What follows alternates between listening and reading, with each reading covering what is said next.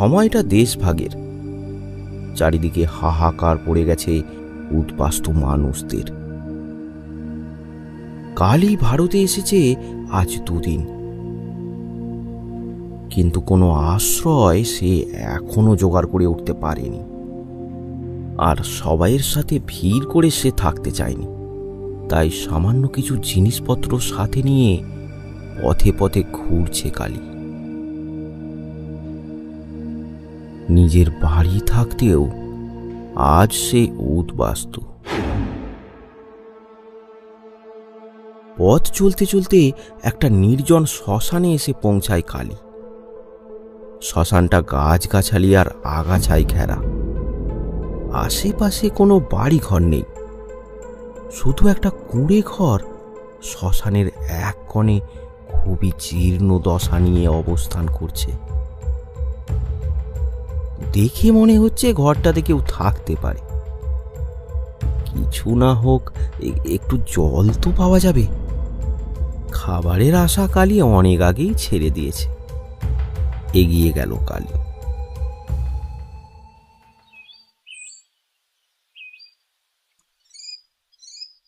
কেউ আছেন? আমাকে একটু জল দিতে পারেন?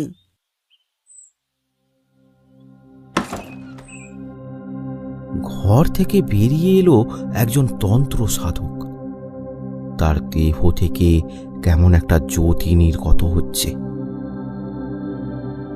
তাকে দেখে কালী খুবই খুশি হলো। প্রণাম নেবেন বাবা। ওই দেখো পুজো, ইচ্ছা মতো জল খাও।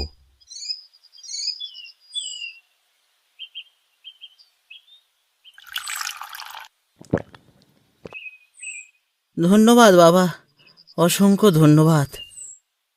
নাও, এবার এখানে এসে বসো।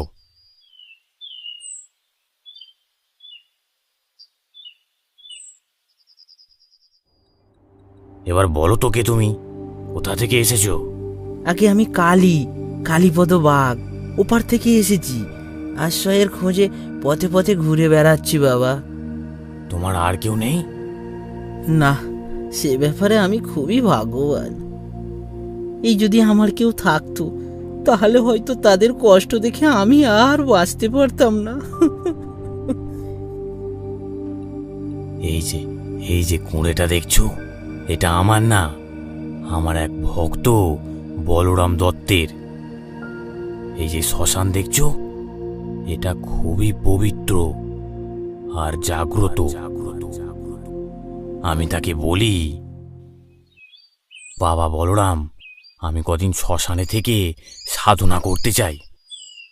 তোমার তো শ্মশানের পাশে একটা কুটির আছে, ওখানে কি কদিন আমায় থাকতে দেবে? কি বলছেন বাবা, আমার সবকিছু তো আপনারই দয়ায়। কিন্তু ওই কুঠিরে কি আপনি থাকতে পারবেন? আমি তো পথঘাট জঙ্গলের মানুষ, ওটা তো তাও একটা কুঠির বলরাম, তুমি চিন্তা করো না।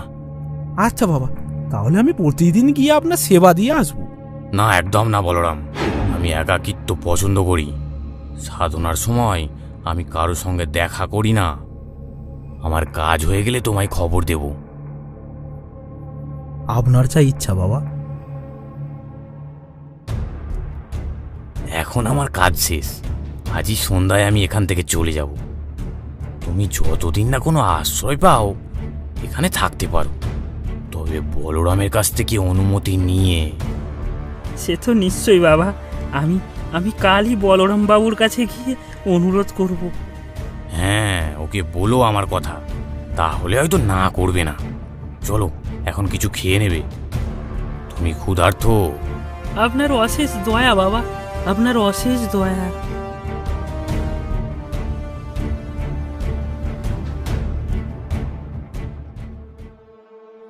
আমি তাহলে আসি কালী।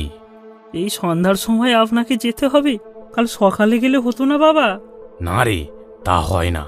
রাতে আমার এক বড় সাধনা আছে, সেটা আজই করতে হবে এক জঙ্গলে। তারপর আমি আমার বাস্তুভিটেতে চলে যাব। আচ্ছা বাবা, তাহলে তাই যান। আমার কিছু সাধনার বই এই ঘরে আছে, সেগুলো তুমি কোনো মন্দিরে পৌঁছে দিও। আর একটা কথা, কি বাবা? রাতে একটু সাবধানে থেকো, এই শ্মশানে ভূত পেটের দাপাদাপি একটু বেশি। ওরা মানুষকে একটু বেশি অপছন্দ করে। আমার ভাগ্যে যা আছে তাই হবে। কোথায় আর যাব? না হয় ভূতেদের সাথেই থাকবো। আচ্ছা বাবা, আমি এখন আসি, তুমি ভেতরে যাও।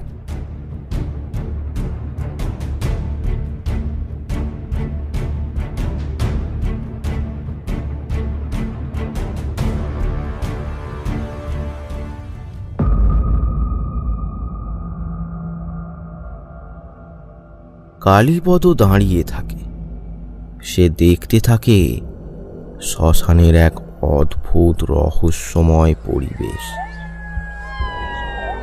দূর থেকে ভেসে আসা শেয়ালের ডাক আর ঝিঁঝি পোকা পরিবেশটাকে বেশ আতঙ্কিত করে তুলেছে।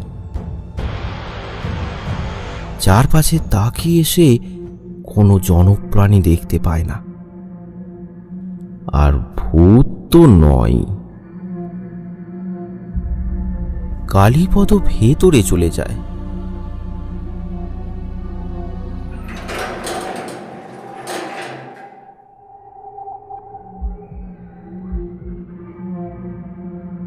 ঘরের ভেতরটা এবার ভালো করে দেখে সে। মেঝেতে একটা মাদুর পাতা, ঘরের এক কোণে একটা চৌকি, আর তাতেই রাখা কটা তন্ত্রের বই। ঘরের দেয়ালে ঝুলছে বাবারই কয়েকটা পোশাক। সাধু বাবা নিয়ে যাননি সাথে করে। যাক বাবা, একটা থাকার জায়গা তো পাওয়া গেল। যার বাড়ি সে তো আর এখানে এসে থাকবে না। কিন্তু কিন্তু বাবাজি বলে গেল বলরাম দত্তের কাছে যেতে। ও থাক, যেদিন আসবে সেদিন হাতে পায়ে ধরে একটা ব্যবস্থা করে নেব। আপাতত নিজে থেকে যাওয়ার দরকার নেই। গ্রামে গ্রামে ঘুরে ভিক্ষা করে চলে যাবে। আর থাকার জায়গা তো আছে। ব্যাস, শুয়ে পড়ি, জেগে থেকে আর কাজ নেই।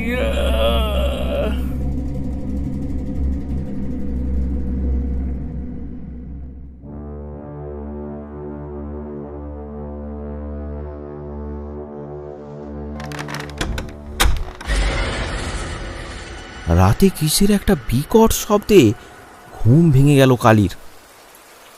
ধীর ধীর করে উঠে পড়ল সে। বাইরে তখন প্রবল বৃষ্টি শুরু হয়েছে, তার সাথে বাজের শব্দ।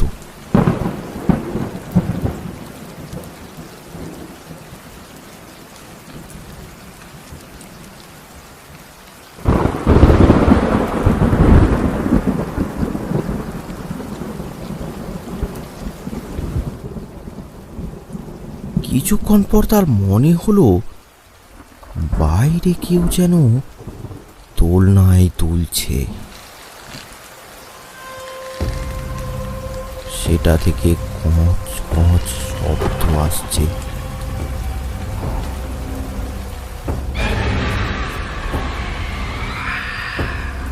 ভয় পেয়ে গেল কালী। তার সাথে বাইরে কারা যেন দৌড়াদৌড়ি করছে। জমা জলে তাদের পায়ের শব্দ স্পষ্ট শোনা যাচ্ছে। ভয়ে এবার রাম নাম জপতে লাগলো কালী। এই যে তার চিন্তারও বাইরে। একটা ভুতুড়ে হাতছানি তাকে যেন বাইরে ডাকছে, তাদের সাথে খেলায় মারতে।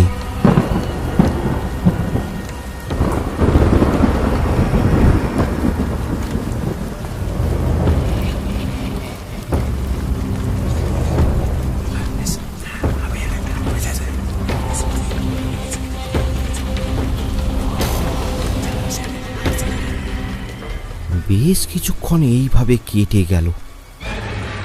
অবস্থার কোনো উন্নতি হলো না, বরং বাইরে থেকে আরো ভয়ানক ভয়ানক আওয়াজ আসতে লাগলো। হঠাৎ এক সময় দরজায় প্রচণ্ড ধাক্কা। ভয়ে ঘরের এক কোণে জোড়োসড়ো হয়ে গেল কালী। ভয়ে ভয়ে বলল, কে? দরজা ধাক্কানো কিন্তু থামল না। কালী বুঝে উঠতে পারল না যে সে কি করবে। হঠাৎ তার চোখ পড়ল সেই তন্ত্রের বইগুলির দিকে। মনে একটু সাহস পেল সে।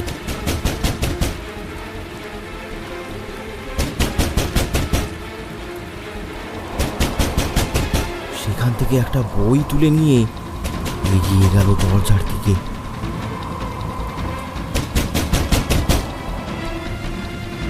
দরজার সামনে এসে দাঁড়াতেই দরজা ধাক্কানো থেমে গেল।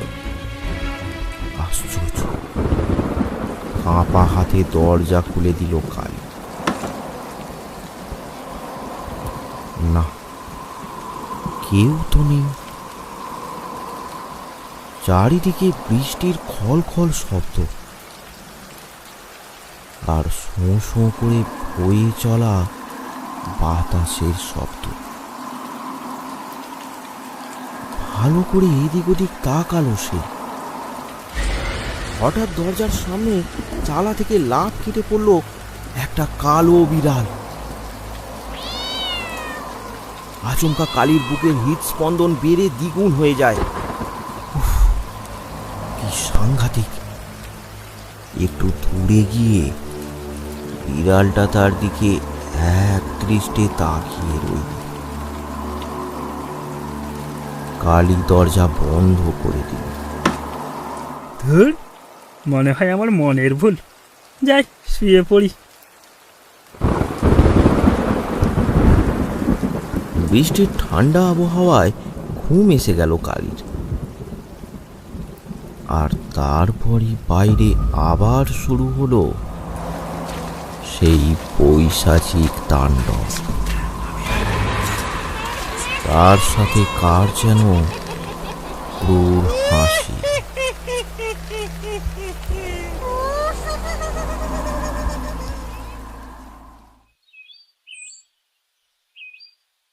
সকালে ঘুম ভাঙল কালীর। আকাশ এখন একেবারে পরিষ্কার। মুখ হাত ধুয়ে ঝোলা নিয়ে বেরিয়ে পড়ল সে। তাড়াতাড়ি কিছু ভিক্ষা করে না আনলে খাওয়া জুটবে না তার। এই দুঃসময়ে ভিক্ষে পাওয়াটাও খুবই দুষ্কর। রাস্তায় যে যা দেয় তাই খেয়ে নেয় কালী।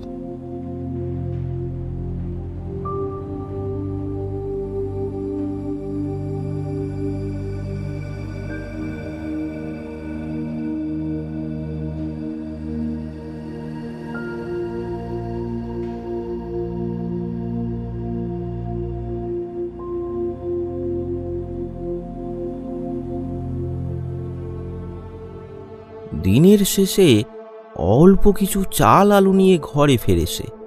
এই বাইরেই চাল আলু সেদ্ধ করে নিতে হবে। যাই, জোগাড়টা করে ফেলি।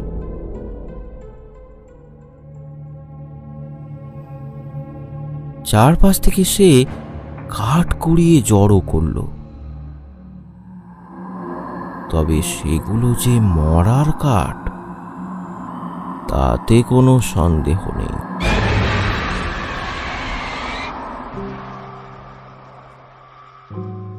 উনান তৈরি করে কাঠ জ্বালালো কালী। তারপর জল দিয়ে মার্শায় ভাত আর আলু চাপিয়ে দিল কাঠের আগুনে।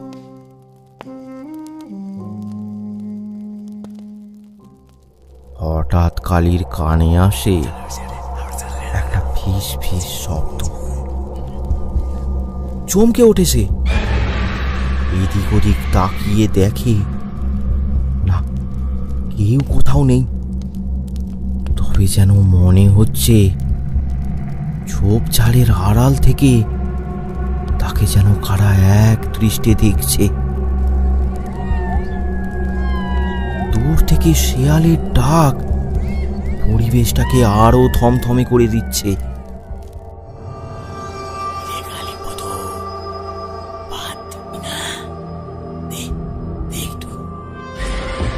ভয়ে কুঁকড়ে যায় কালী।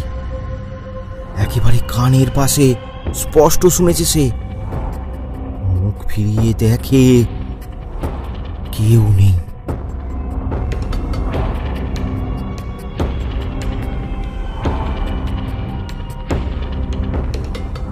এই কি করে সম্ভব? কেউ যদি থেকে থাকে সে তো হাওয়ায় মিলিয়ে যেতে পারে না। না, এ তার মনের ভুল নয়। সাধু বাবা তাকে এমনি এমনি সাবধান করেনি। তাড়াতাড়ি জাল দিয়ে ভাত সেদ্ধ করে কালী।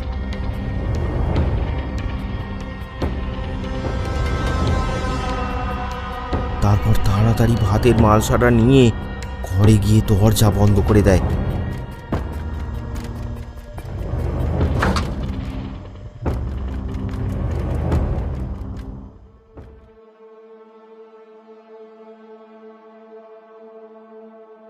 তারপর ভাতগুলো একটা থালায় ঢেলে খেতে শুরু করে সে। এক গাল ভাত মুখে দিয়েই সে থেমে যায়। এ কিরকম ভাত? ভাতের কোনো স্বাদ গন্ধ কিছুই নেই। সে যে ভাত খাচ্ছে তাই সে বুঝতে পারছে না। এরপর সে আলুটা খেয়ে দেখে। হ্যাঁ, সেটারও একই অবস্থা। কেউ যেন তাদের ভেতর থেকে সব নির্যাসটা একেবারে শুষে নিয়েছে, ফেলে রেখেছে শুধু ছিবড়া। পেটের জ্বালা বড় জ্বালা, তাই খেয়ে শেষ করলো কালী।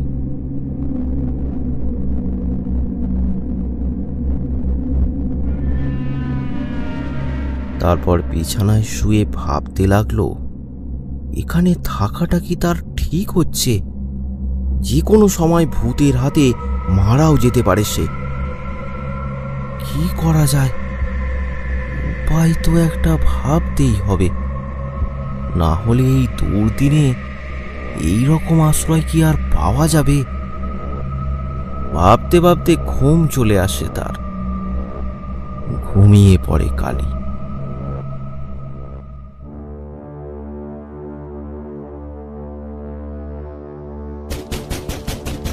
হঠাৎ দরজা ধাক্কানোর শব্দে ঘুম ভেঙে যায় কালীর।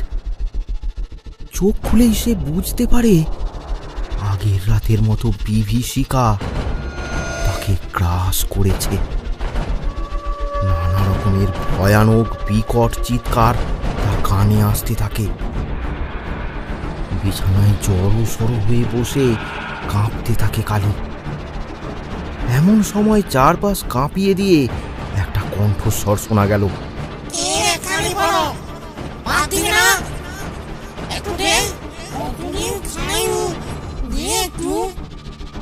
ভয়ে তো কালীর জ্ঞান হারাবার জোগাড়।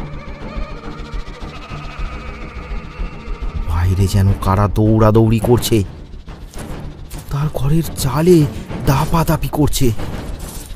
প্রাণ পাখিটা মনে হয় তার ভয়েই দেহ থেকে বেরিয়ে যাবে। কিভাবে বাঁচবে সে? এই বিপদ থেকে কিভাবে বাঁচা যায় তাই সে ভাবতে লাগলো। এদিক ওদিক চাইতে চাইতে সে হঠাৎ দেখতে পায় সেই তন্ত্রের বইগুলো। হ্যাঁ, ওই বইগুলো হয়তো আমার প্রাণ বাঁচাবে।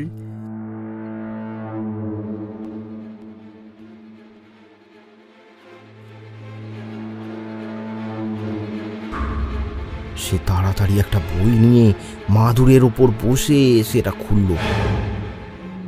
আরে, এ তো বাংলায় লেখা। এতে তো নানা তন্ত্র সাধনার বিধি সম্বন্ধে লেখা। এগুলো আমাকে পড়তে হবে। এখানে বাঁচতে গেলে আমাকে তন্ত্র সাধক হতেই হবে।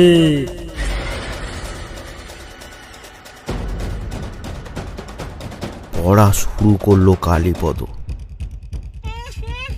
এক মনে পড়তে লাগলো সে। ধীরে ধীরে বাইরের সব আতঙ্ক ফিকে হয়ে উঠতে লাগলো তার কাছে। কালী পড়া থামালো না।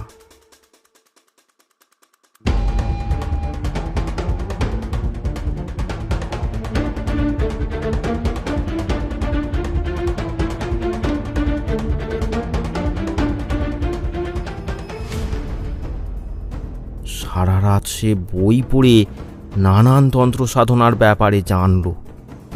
কি করে ভূতেদের বশ করে তাদের দিয়ে কাজ করাতে হয় তার খুঁটিনাটি সে পড়তে লাগলো।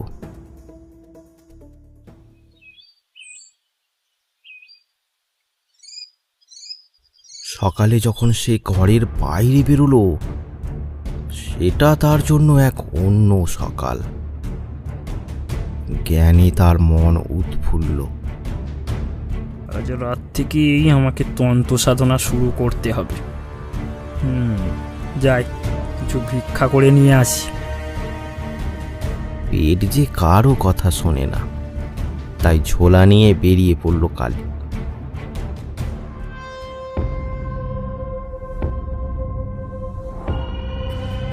সন্ধ্যের সময় বাড়ি ফিরল কালীপদ। ঝোলা রেখে রান্নার জোগাড় করে ভাত বসালো। আজ কালী একটা কাঠ নিয়ে উনানের চারপাশে মন্ত্র বলতে বলতে একটা কুণ্ডি কেটে দিল, আর তার পাশেই পদ্মাসনে বসে সাধনা করতে শুরু করলো কালীপদ। কিছুক্ষণের মধ্যেই মনে হলো শ্মশানের চারপাশের সব ভূত ফিস ফিস করে নিজেদের মধ্যে এই ব্যাপারটা নিয়ে কথা বলছে। কোথাও ঝোপ অদ্ভুতভাবে নড়ে উঠছে, তো কোথাও ডাল ভেঙে পড়ছে। শ্মশানের কোনো একটা কোণ থেকে ভেসে আসছে হাসির শব্দ। সে হাসি শুনলে ভিড়মি খাওয়ার জোগাড় হয়। কখনো বা ভেসে আসছে নূপুরের ধ্বনি। সব মিলিয়ে শ্মশানটা তার ভৌতিক প্রকৃতির চেহারা জানান দিচ্ছে।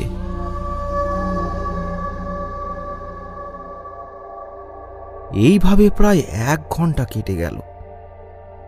কালী চোখ খুলল।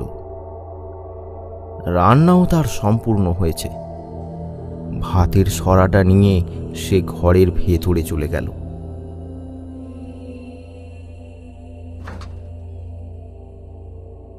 আজ খুব তৃপ্তি করে খেলো কালী। ভাত আর আলুর স্বাদ আজ একেবারে ঠিক আছে।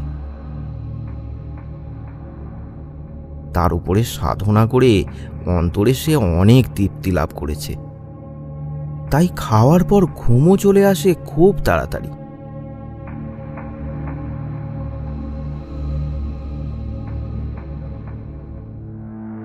রাত হতেই শ্মশানে চলেছে সেই একই বিভীষিকা।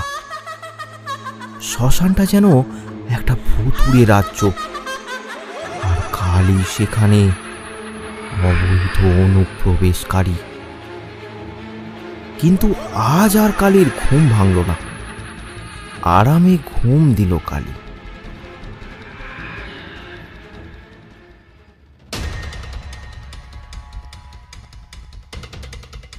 এইভাবে দিন কাটতে লাগলো। শ্মশানে নানা সাধনা ও যজ্ঞ করতে লাগলো কালী।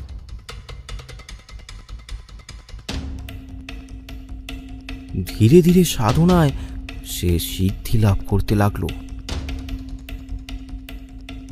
শ্মশানের ভূত প্রেতরা এখন কালীর ধারে কাছে ঘেঁষতে ভয় পায়। এদিকে কালী অপেক্ষা করছে শ্মশানে কোনো মরা আসার। তাহলেই সে চরম সাধনাটা করতে পারবে। সেটা সত্য পড়া মরার কাঠ ছাড়া হবে না। বলরাম দত্ত এসবের কিছুই জানে না। সে তার বাড়িতে নিশ্চিন্তে বসবাস করছে। এখনো পর্যন্ত কালীও তাকে কোনো খবর দেয়নি। আর গ্রামের সবাই জানে যে এখনো ওই কুঁড়ে ঘরে সেই তন্ত্র সাধক থাকে।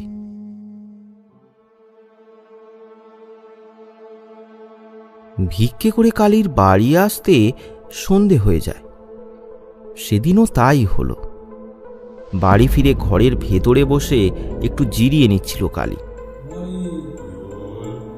এমন সময় শুনতে পেল হলহরি হরিবোলের ধ্বনি। আরে মরা আসছে মনে হয়।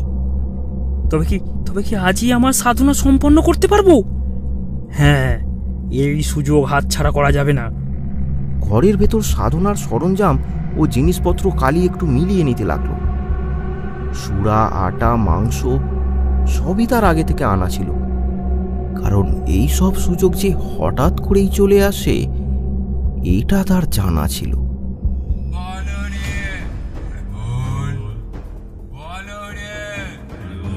তারপর উৎফুল্ল মনে বাইরে বেরিয়ে এলো কালী।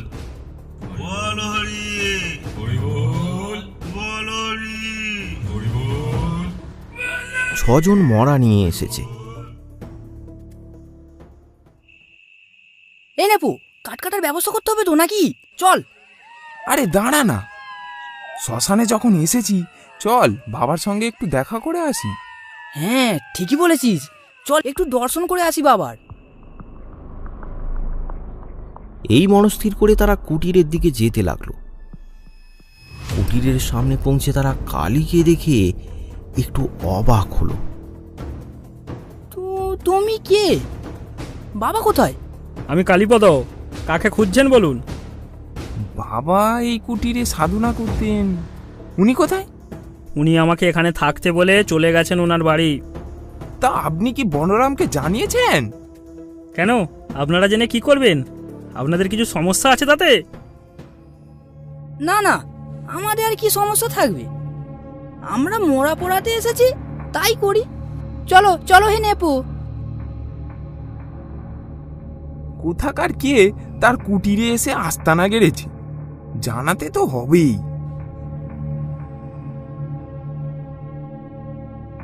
কাঠ কেটে মরা পোড়ানো শুরু হলো। এদিকে কালী ঘরের ভেতর অধীর আগ্রহে অপেক্ষা করছে কখন দাহের কাজ শেষ হবে। তারপরেই শুরু হবে তার সাধনা। মরা দাউ দাউ করে চলছে, তার আলোতে শ্মশানটা একেবারে চকচক করছে।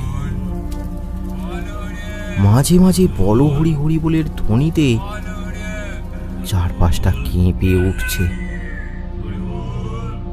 গায়ে এক অদ্ভুত শিহরণ বয়ে যাচ্ছে। মরা পোড়ানো শেষ হলো। পঞ্চার নেপোড়া কুঁড়ে ঘরের দিকে কৌতূহল ভরা দৃষ্টিতে তাকাতে তাকাতে বাড়ি চলে গেল।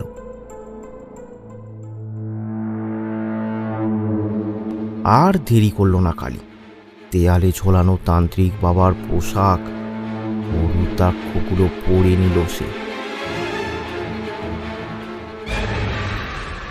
তারপর সব সরঞ্জাম নিয়ে নিভে যাওয়া চিতার পাশে গেল।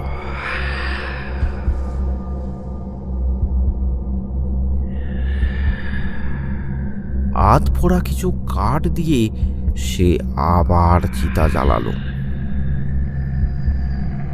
তারপর শুরু হলো তার মন্ত্র পাঠ।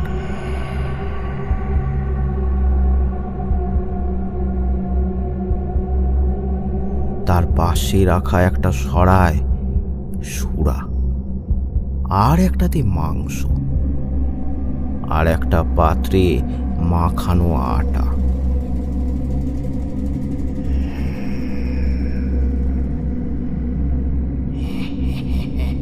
মন্ত্রোচ্চারণের সাথে সাথে শ্মশানের পরিবেশটা কেমন যেন ভুতুড়ে হয়ে যাচ্ছে। হাওয়া বইতে শুরু করেছে। তার সাথে চারিদিক থেকে ভেসে আসছে পৈশাচিক চিৎকার। চিতার আগুন দাউ দাউ করে চলছে।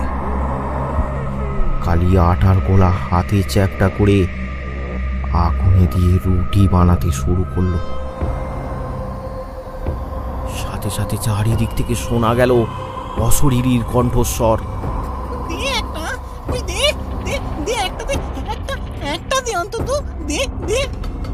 কণ্ঠস্বর ক্রমে বাড়তে লাগল। একটা, দুটো, তারপর অনেক।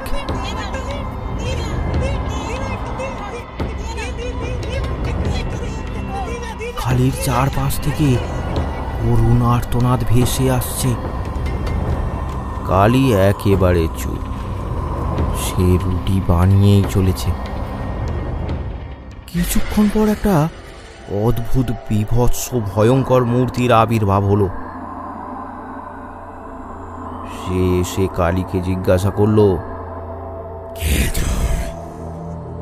কালী এবার থামল। সে ঠিকই বুঝতে পারল এই প্রেতরাজ। সে বলল, আমি কালীপদ। কি করছিস এসব? আমি প্রেতরাজের জন্য ভোগ প্রস্তুত করছি। কেন? কি চাস তুই?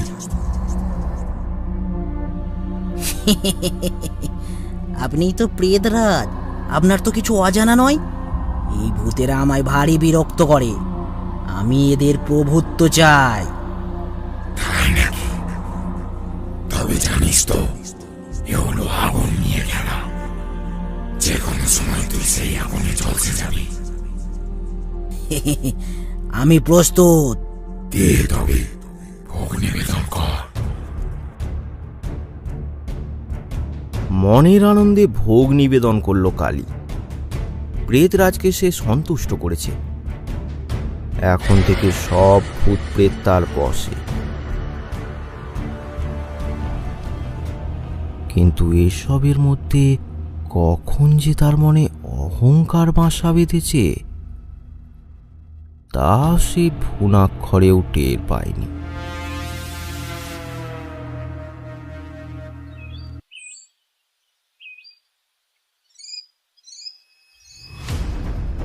সকালে নেপো আর পঞ্চা বলরামের কাছে এলো। বলরাম দাওয়ায় বসে বিশ্রাম নিচ্ছে। দাদা, তোমার শ্মশানের কুটিরে যে একজন লোক এসে থাকছে, তা কি তুমি জানো? মানে বাবা সেখানে নেই?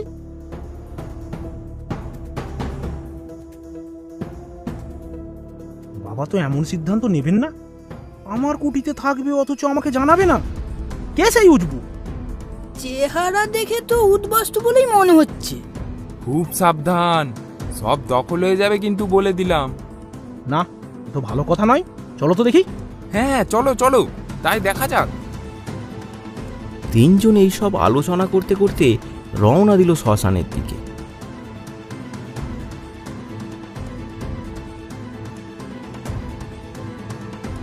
ওদিকে কালী আজ আর ভিক্ষায় যায়নি।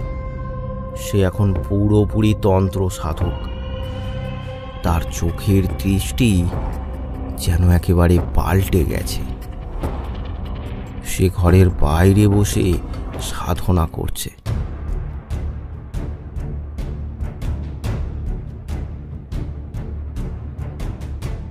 বলরাম, নেপো আর পঞ্চা শ্মশানে পৌঁছে কুটিরের দিকে গেল।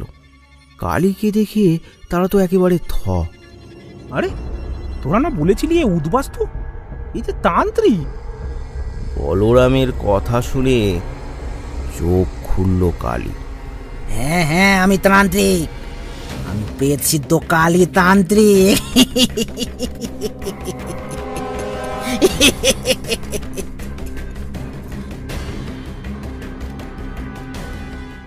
সে আপনি যেই হন না কেন, এটা আমার ঘর। আপনি এখানে কি করছেন? ও, তুই সেই বলরাম? আমি এখন থেকে এই ঘরেই থাকবো। তুই তো এই ঘরের কথা ভুলে যা। যা যা। মানে মগের মুলুক নাকি? তাই তো, একেবারে বাপ কিনে জমিদারি পেয়েছি। এবার খুব রেগে যায় কালী। উঠে দাঁড়িয়ে চিৎকার করে বলে, চুপ, একদম চুপ। তোদের আর একটা কথাও আমি শুনতে চাই না। যা এখান থেকে, যা, না হলে কিন্তু সাক্ষাৎ মৃত্যু। বলরামদা, চলো চলো চলো, এখন একে পরে দেখা যাবে। আমি কিন্তু ভয় পাই না। আমি গ্রামের মোড়ল নিয়ে আবার আসবো। তোকে এখান থেকে ছুঁড়ে ফেলে দেবো। তোর সাহস দেখে তো আমি অবাক হয়ে যাচ্ছি রে। হ্যাঁ, যা এখান থেকে, যা। যা যা, দেখ কে কাকে ছুঁড়ে ফেলে।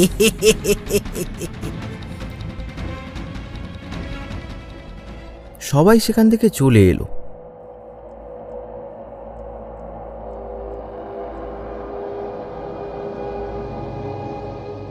রাস্তায় আস্তে আস্তে বলরাম বলল, আমি আজ সন্ধ্যায় মোড়ল মশাইয়ের কাছে যাব, এর একটা বিহিত করতেই হবে। হঠাৎ এমন সময় নেপো মুখ থুবড়ে পড়ে গেল। সবাই ধরাধরি করে তাকে তুলল। কি রে, কি হলো? হোঁচট খেলি নাকি? নেপো কিন্তু খুবই ভয় পেয়ে গেছে। সে ভয়ে ভয়ে এদিক ওদিক তাকিয়ে পড়ল। ভাই, মনে হয় কেউ ল্যাং মেরে ফেলে দিল রে। উড়ি বাবা! আহ! ওর আবার কি হলো রে? কি, কে যেন একটা গুঁতো মারলো। এসব কি ভুতুরে কাণ্ড গো? আমার মনে হয় এটা সেই কালীতান্ত্রিকেরই কাজ। আমি আর এইসবের মধ্যে নেই।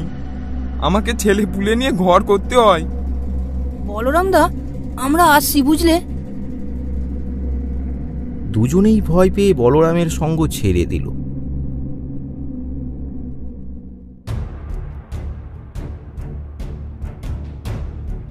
কিন্তু বলরাম এখনো দৃঢ় প্রতিজ্ঞ। সে সন্ধ্যার সময় আজ মোড়ল মশাইয়ের কাছে যাবে। তিনি নিশ্চয়ই এর একটা বিচার করবেন।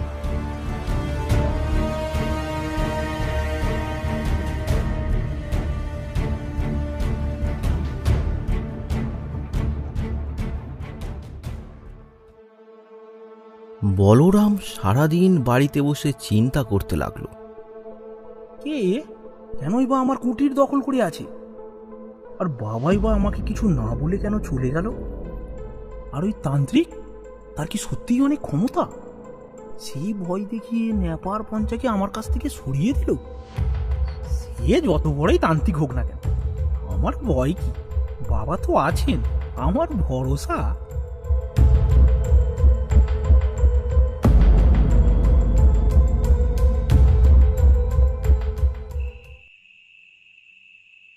সন্ধ্যার সময় বলরাম রওনা হলো মোড়ল মশাইয়ের কাছে।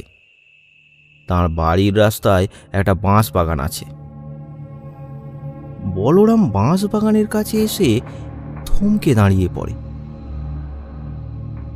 তিনটি বাঁশ রাস্তায় একেবারে ঝুঁকে পড়েছে। কি ব্যাপার? ঝড় নেই, জল নেই, বাঁশগুলো এমন করে ঝুঁকে পড়লো কি করে? মোড়ল মশাইকে ব্যাপারটা জানাতে হচ্ছে। এই ভেবে যেই ডিঙিয়ে বাঁশটা পার হতে গেছে, সাথে সাথে বাঁশটা শটাং করে ওপরে উঠে দাঁড়ায়।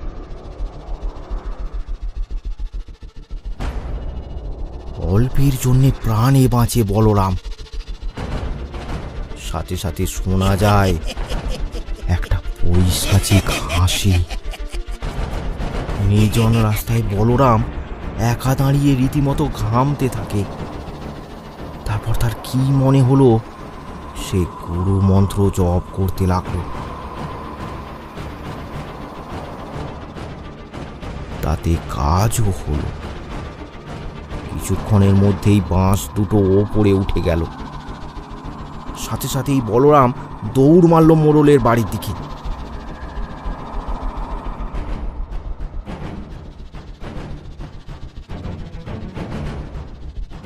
থামলো একেবারে মোড়লের বাড়িতে। মোড়ল মশাই, মোড়ল মশাই, বা বাইরে আসুন।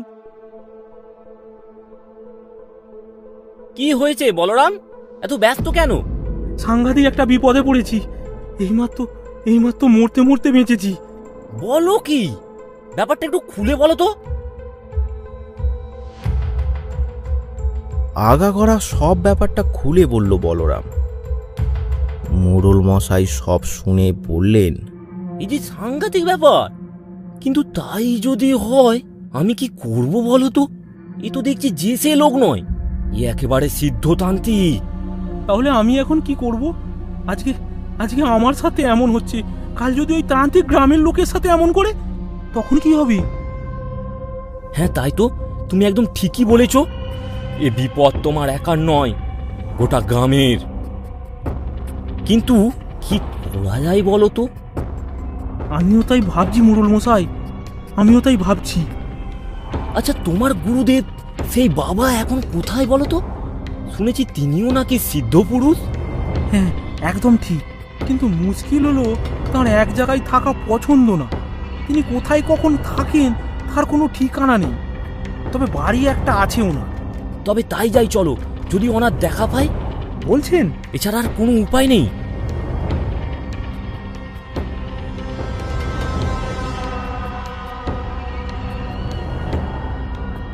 বাড়ি ফেরার সময় বলরাম অন্য রাস্তা দিয়ে বাড়ি ফিরল।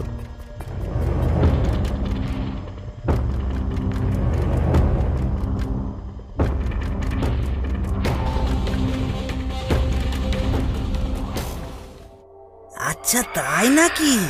সাধুর কাছে যাবি? যাক যাক যাক যাক, আমিও তো দেখি উনি কত বড় বাবা। আমি শ্মশানেই রইলাম, দেখি দেখি কে আমাকে এখান থেকে হাঁটাই। দেখি। তার হাসির সাথে ভূতেরাও তাল মেলালো। শ্মশানটা যেন একটা প্রেত পুরীতে পরিণত হয়েছে।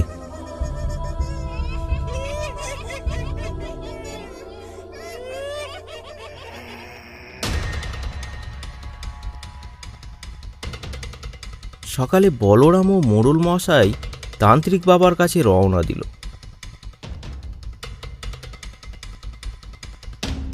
পথে দেখা হয়ে গেল নেপো ও পঞ্চুর সাথে। মোড়ল মশাই তাদের বুঝিয়ে বলতে তারাও রাজি হয়ে গেল সেখানে যেতে। তারা সবাই মিলে এগিয়ে গেল তান্ত্রিক বাবার বাস্তুপীঠের দিকে। পথ চলতে লাগলো তারা, প্রায় এক বেলার পথ।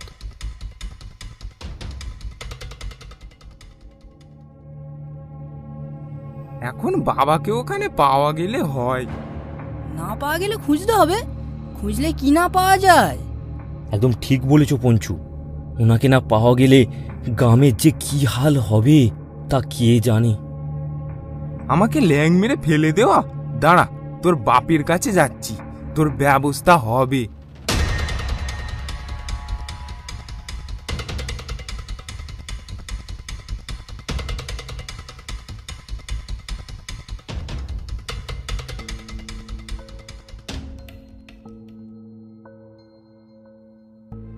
দুপুর নাগাদ তারা পৌঁছে গেল বাবার বাড়িতে।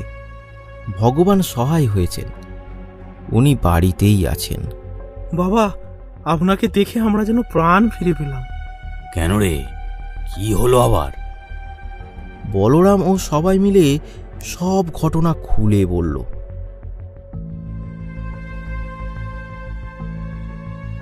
নেপো ল্যাং মারার ঘটনাটাও বলল। কালীপদ, আমি ওকে বলে এসেছিলাম ও যেন অবশ্যই তোমার সাথে দেখা করে তোমার অনুমতি নিয়ে নেয়। ব্যাটা এত বেয়াদব, এখন বলছে ওখানেই থাকবে। গোটা গ্রামের উপর যদি ওর ক্ষমতা দেখাতে যায় তাহলে কি হবে বাবা? আসলে ওটা ওর ঔদ্ধত্য নয়, ওটা ওর ক্ষমতার ঔদ্ধত্য। অহংকারে কত গুণী মানুষের পতন হয়েছে, কালিও তার থেকে রেহাই পাবে না। আপনি চলুন বাবা, ব্যাটাকে আচ্ছা করে শিক্ষা দিয়ে আসবেন। না রে, তা হয় না। ওর ক্ষমতার গুণে ও ঠিকই বেঁচে যাবে। তাহলে কি ওকে শাস্তি দেওয়ার কোনো উপায় নেই? আছে আছে, তাহলে বলি শোনো, ও নিজেই নিজের পতনের কারণ হবে।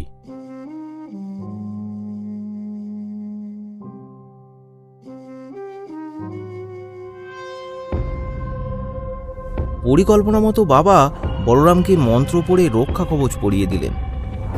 তারপর কিছু মন্ত্রপুত সর্ষে দিয়ে বললেন, আজ রাতে সবাই বলরামের বাড়িতেই থেকো, আর এই সর্ষেগুলো বাড়ির চারপাশে ছড়িয়ে দিও। এখান থেকে এসো, এখন অনেক কাজ বাকি তোমাদের। আশীর্বাদ করুন বাবা।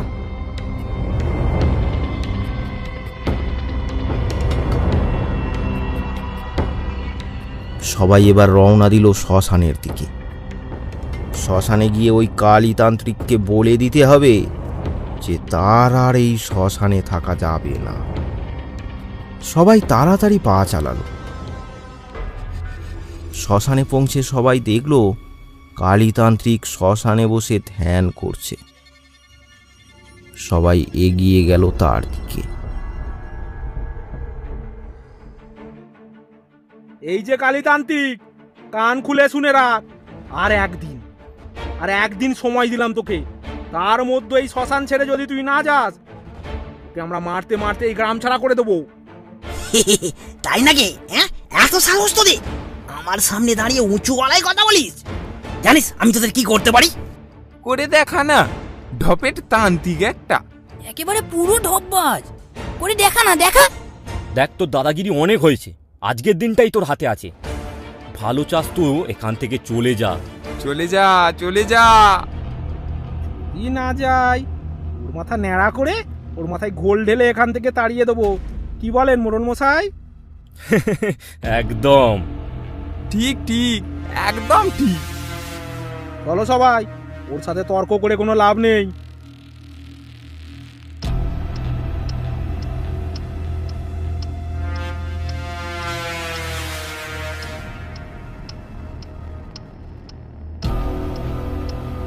সবাই চলে গেল। কালীরা আগে ফুঁসছে, বলরামকে সে ছাড়বে না। আমাকে হুমকি দেওয়া? আজ রাতেই আমি চণ্ডালের আহ্বান করব। কাল সকালের সূর্য আর তোকে দেখতে হবে না বলরাম।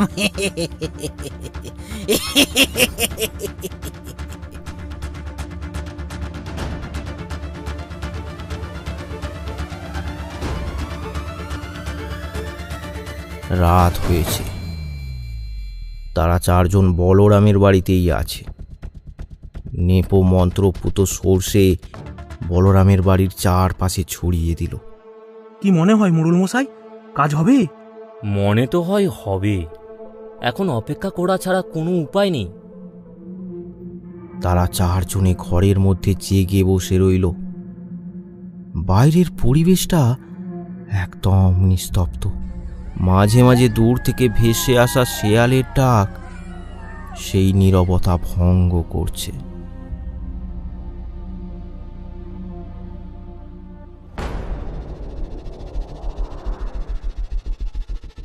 ওদিকে কালীতান্ত্রিক যজ্ঞে বসেছে। মন্ত্রোচ্চারণের মাধ্যমে এই যজ্ঞেই চণ্ডালের আহ্বান করবে সে। তারপর তাকে দিয়েই কাজ সারতে হবে। যজ্ঞ চলতে লাগলো। চারপাশ থেকে নানা ভুতুড়ে শব্দ ভেসে আসছে। দাউ দাউ করে জ্বলছে হোমের আগুন, আর সেই আগুনে বোঝা যাচ্ছে রাগে একেবারে লাল হয়ে আছে কালীতান্ত্রিকের চোখ।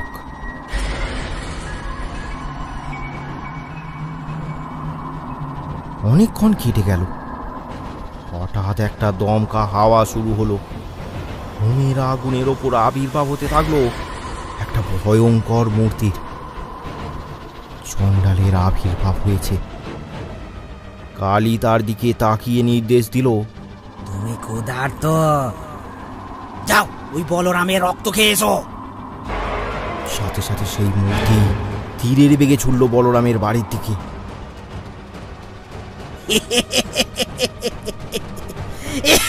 কালীর তখন সে কি ক্রূর হাসি, তার হাসিতে শ্মশান কেঁপে উঠল।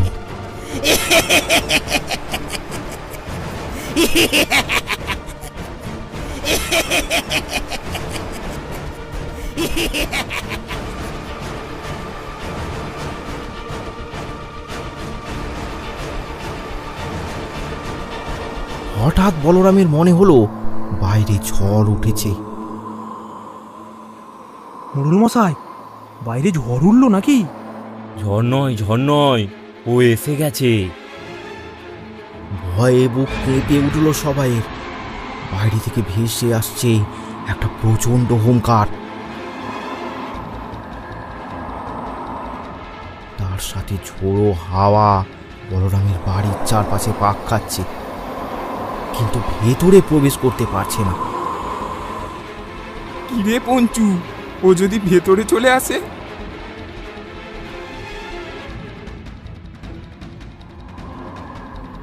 বাইরে চণ্ডালের তীব্র আর্তনাদ শোনা যাচ্ছে। সে যেন খিদেই ঝটফট করছে, কিন্তু খাবার সামনে থেকেও সে সেটা ছুঁতে পারছে না। খাওয়ার তাপও ক্রমে ক্রমে বাড়তে লাগলো, তার সাথে শোনা যেতে লাগলো কেউ যেন চণ্ডালের গলা টিপে ধরেছে। সে কি পৈশাচিক আর্তনাদ! বেশ কিছুক্ষণ ধরে চলল এইসব ঘটনা, তারপর সব শান্ত হয়ে গেল। বিপদ মনে হয় কেটে গেল।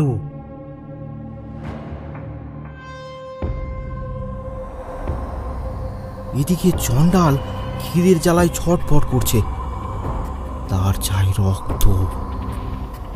সে ফিরে গেল কালীতান্ত্রিকের দিকে। খিদে পেয়েছি আমার, রক্ত চাই, রক্ত দে, রক্ত দে, দে। এই বলে সে কালীর দিকে এগিয়ে চলল। এ কি করছো? দাঁড়াও, দাঁড়াও বলছি। ওদিকে যাও, ওদিকে, ওদিকে বলরামের কাছে যাও। চণ্ডাল ঝাঁপিয়ে পড়ল কালীর ওপর। তার শরীর থেকে সব রক্ত শুষে খেতে থাকলো চণ্ডাল। আর কালীর তখন সে কি চিৎকার! হয়তো সে তার ভুল বুঝতে পেরেছে, কিন্তু তখন সব শেষ হয়ে গেছে। অদৃশ্য হলো চণ্ডাল, আর কালী লুটিয়ে পড়ল মাটিতে। সারা শরীর তার ফ্যাকাশে, রক্ত শূন্য।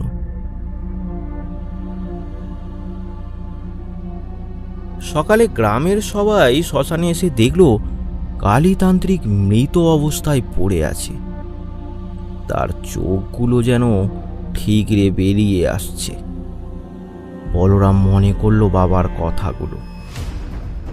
ও নিজেই নিজের পতনের কারণ হবে। আমি বলরামকে একটা রক্ষা কবচ দিচ্ছি, তারপর তুমি ওর কাছে গিয়ে যদি ওকে রাগিয়ে দিতে পারো, ও নিশ্চয়ই তোমার ওপরও শক্তি প্রয়োগ করবে। আর সেই শক্তি তোমার কোনো ক্ষতি না করতে পেরে ফিরে গিয়ে ওকেই শেষ করে দেবে। হাত জোর করে প্রণাম করল বলরাম। বাবা, আপনার দয়াতেই মনে হয় আজ গ্রামটা বাঁচলো। জয় বাবা, জয়।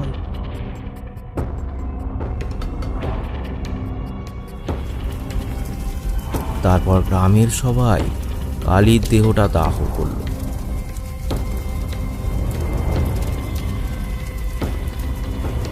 আরো ভয়ানক গল্প পেতে আমাদের চ্যানেলটি সাবস্ক্রাইব করুন আর কমেন্ট করে জানাতে ভুলবেন না গল্পটি কেমন লাগলো।